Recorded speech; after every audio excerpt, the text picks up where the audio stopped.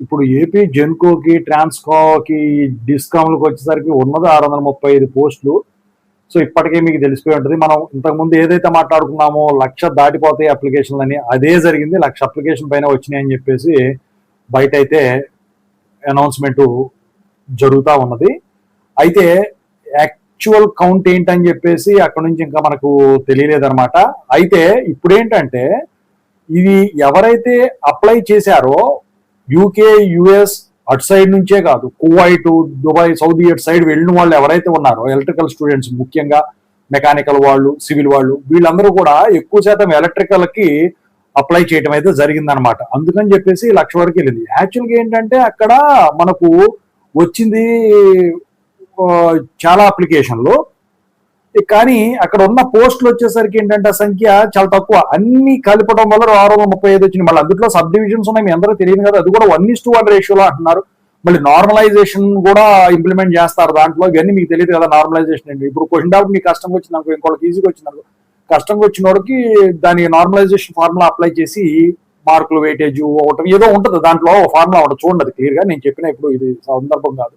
అయితే ఇప్పుడు ఏంటంటే అందరూ అడుగుతా ఉన్న విషయం ఏంటంటే ఇప్పుడు ఏ స్టాండర్డ్స్ లో క్వశ్చన్ పేపర్ అనేది ఉండేదానికి ఉంటుంది, దాని గురించి చెప్తానండి. ముందుగా అయితే వరకు ఛానల్ సబ్స్క్రైబ్ చేసుకున్న వాళ్ళు ప్రతి ఒక్కరు సబ్స్క్రైబ్ చేసుకుని మీకు అన్ని డే టు డే ఇన్ఫర్మేషన్స్ వస్తాయి. ఒక్కోసారి మిస్ అయినా కూడా వస్తూనే ఉంటాయి.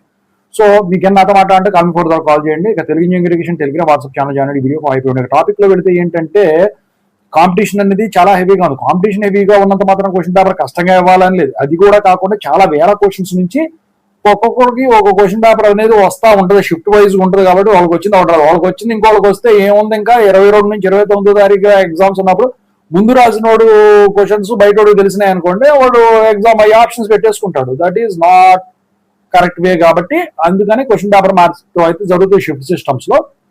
అయితే ఇక్కడ మీరు ఒకటి గమనించాలి, పాత క్వశ్చన్లు అయితే రిపీట్ అవ్వవు, అది గ్యారంటీ. ఎందుకంటే ఇంతకుముందు చూసాం మనం.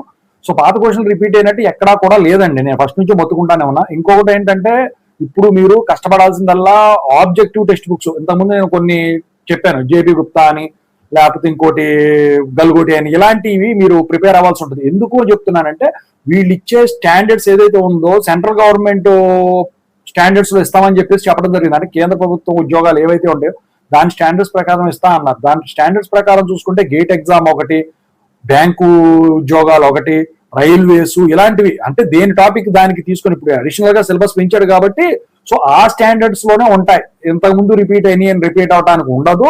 ఎన్నో వేల క్వశ్చన్స్ తయారు చేసి దాంట్లో పారదర్శకంగా వచ్చేసరికి మీరు అందులో సెలెక్ట్ చేసి మీకు క్వశ్చన్ పేపర్ ఇవ్వడం అయితే జరుగుతుంది అనమాట.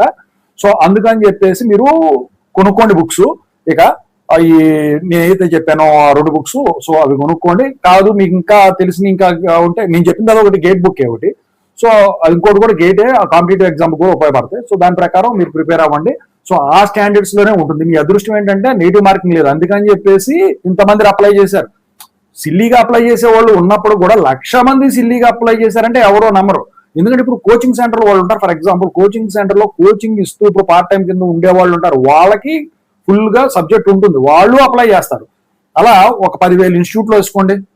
ఎందుకంటే తెలంగాణ నుంచి, బెంగళూరు నుంచి, అన్ని ఏరియాల నుంచి, ఓవర్సీస్ నుంచి కూడా అప్లికేషన్లు వస్తున్నాయి. కాబట్టి సో కాంపిటీషన్ అయితే గట్టిగానే ఉంటుంది. 10,000 లోపు వస్తే ర్యాంక్ వస్తుంది, 2,000 లోపు వస్తే ర్యాంక్ వస్తుంది కాదండి, 50లోనే. ఎందుకంటే అవి మొత్తం డివైడ్ చేస్తే ఓసీకి ఇన్ని, బీసీకి ఇన్ని, ఎస్సీకి ఇన్ని, ఎస్టీకి ఇన్ని, మళ్ళీ స్పెషల్ కోటా వాళ్ళకి ఇన్ని అని చెప్పేసి ఉన్నాయి. అవి ఓవరాల్ గా చూసుకుంటే 50 నుంచి అయితే వెళ్ళాలండి. మీరు కావాలంటే చెక్ చేసుకోండి. సో అందుకని చెప్పేసి 50లోనే ఉండాలి.